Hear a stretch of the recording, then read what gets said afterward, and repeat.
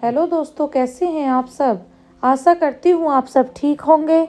तो आइए आज मैं आपको सुनाऊंगी अयोध्या में राम मंदिर बनने और अंतिम बार तोड़े जाने तक का इतिहास। इतिहासकारों के अनुसार कौशल प्रदेश की प्राचीन राजधानी अवध को कालांतर में अयोध्या और बौद्ध काल में साकेत कहा जाने लगा। अयोध्या मूल रूप से मंदिरों का शहर था। हालांकि यहाँ आज भी हिंदू, बौद्ध एवं जैन धर्म से जुड़े मंदिरों के अवशेष देखे जा सकते हैं। जैन मत के अनुसार यहाँ आदिनाथ सहित 5 तीर्थंकरों का जन्म हुआ था। बौद्ध मत के अनुसार यहाँ भगवान बुद्ध ने एक महाविहार किया था। अयोध्या को भगवान श्री राम के पूर्वज विवस्वान सूर्य के पुत्र वेवस्वत मनु ने बसाया था। तभी से इस नगरी पर सूर्यवंशी राजाओं का राज महाभारत काल तक रहा। यहीं पर प्रभु श्री राम का दशरथ के महल में जन्म हुआ था। महर्षि वाल्मीकि ने भी रामायण में जन्मभूमि की शोभा एवं महत्ता की तुलना दूसरे इंद्रलोक से की है। धन धान्य व रत्नों से भरी हुई अयोध्या नगरी की अतुलनीय छटा एवं गगनचुंबी इमारतों के अयोध्या नगरी में होने का वर्णन भी वाल्मीकि रामायण में मिलता है। कहते हैं भगवान श्री राम के जल समाधि लेने के पश्चात अयोध्या कुछ काल के लिए उजाड़ सी हो गई थी, लेकिन उनकी जन्मभूमि पर बना महल वैसे का वैसा ही था। भगवान श्री राम के पुत्र कुश ने एक बार पुनः राजधानी अयोध्या का पुनः निर्माण कराया। इस निर्माण के बाद सूर्यवंश की अगली 44 पीढ़ियों तक इसका अस्तित्व आखिरी राजा महाराजा बृहद्रथ तक अपने चरम पर रहा।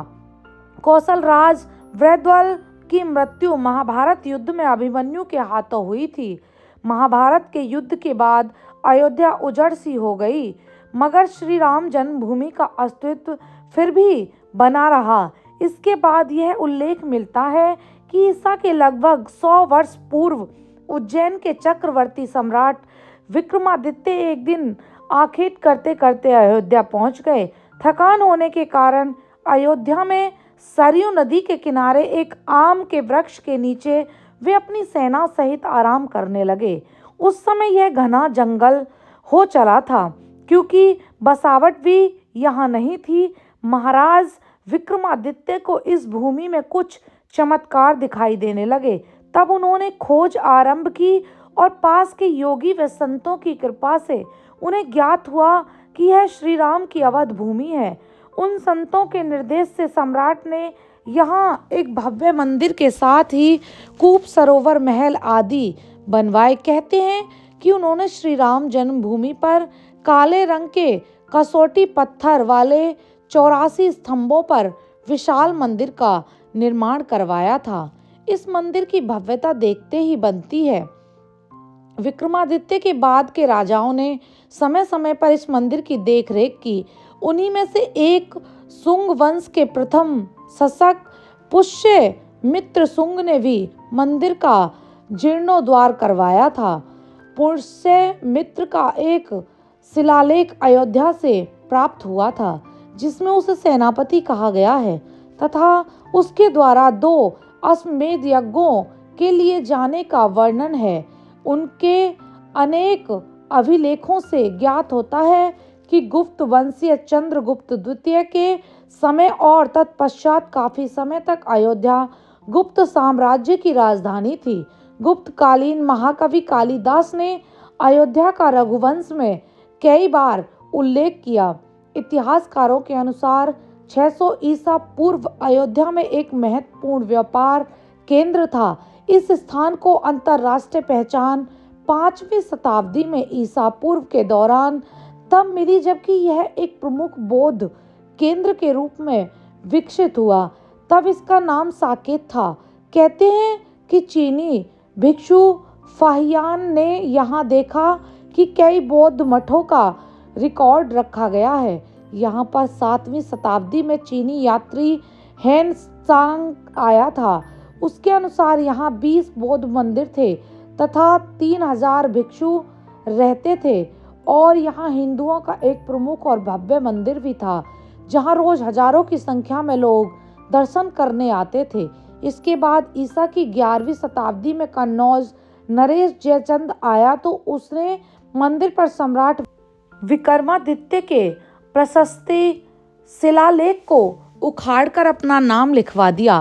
पानीपत के युद्ध के बाद जयचंद का भी अंत हो गया।